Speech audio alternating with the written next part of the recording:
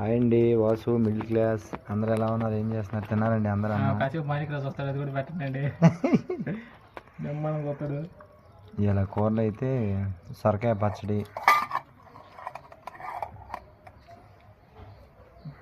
Fry, ఆలు fry, మళ్ళీ అవింద్ర fry చేస్తానంట.